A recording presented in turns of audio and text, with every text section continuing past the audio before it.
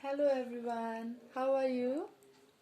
I hope you all are fine and doing well. Today I'm here with a new assignment.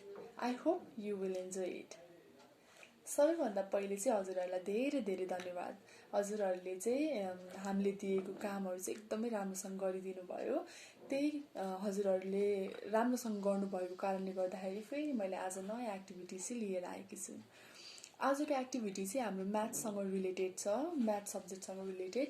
Math सब्जेक्टमा चाहिँ हामीले different geometrical सेपहरूको बारेमा पढ्छौँ. So आज चाहिँ म तपाईहरुलाई ज्योमेट्रिकल सेपहरू कसरी बनाउने त with the help of this cardboard, I mean carton box. यो कार्टुन बक्सबाट चाहिँ हामीले कसरी ज्योमेट्रिकल सेपहरू बनाउने त्यसको बारेमा चाहिँ आज सिकाउँछु है त.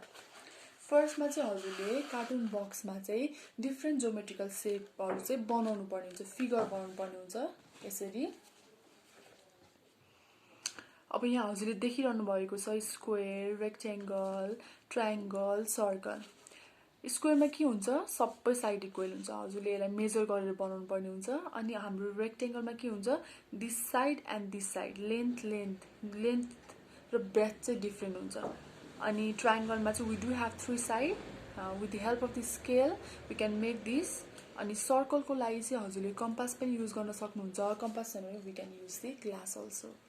Now I am going to cut this shape. Okay, मैले यो सेपहरूलाई चाहिँ काटेर यस्तो बनाएको छु. Look, circle, triangle, square and the rectangle. Now I am going to teach you how to make cone. Cone सेपको लागि चाहिँ हजुरले फर्स्टमा यस्तो खालको सर्कल बनाउनु पर्ने हुन्छ र काट्नु पर्ने हुन्छ. देन आफ्टर यसलाई चाहिँ हजुरले यसरी काट्नुपर्छ. कोन बनाउनको लागि चाहिँ यसलाई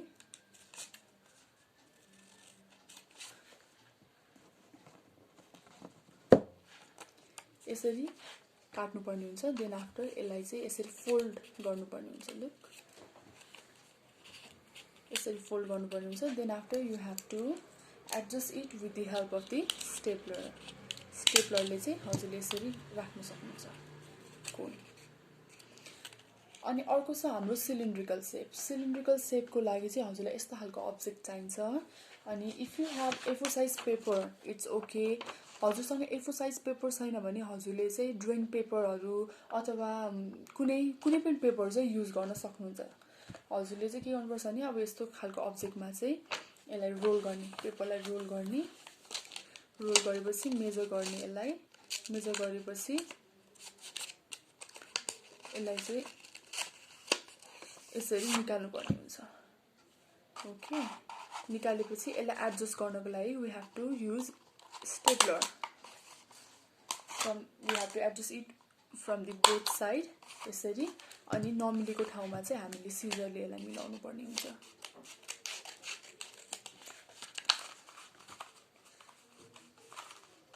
ओके, लुक, हाम्रो सिलिन्ड्रिकल सेप पनि रेडी भयो.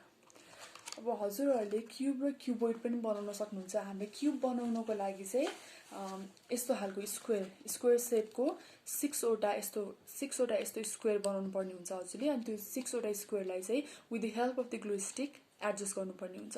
अनि त्यसै गरी हजुरलाई क्युबोइड बनाउनको लागि चाहिँ यस्तो खालको रेक्टेंगल चाहिँ हजुरलाई 3टा अनि स्क्वायर चाहिँ 2टा चाहिन्छ. त्यो 2टालाई चाहिँ हामीले with the help of glue stick adjust गरेर we can make the cuboid. मैले चाहिँ अलरेडी बनाएर राखिसकेको छु. Look at this. यो सर्कल हो and this is square, this is rectangle, this is triangle and this is rectangle, this is cone, this is cube, this is cylindrical and this is cuboid. हाम्रो चाहिँ यसरी different सेपहरू चाहिँ बनिसकेको छ with the help of the cardboard, I mean carton box and the A4 size paper. हजुरहरूले पनि यसरी मैले नै बनाएको जसरी बनाएर चाहिँ भाइबर ग्रुपमा चाहिँ पठाउनु पर्नेछ. I hope you enjoy this video. Thank you.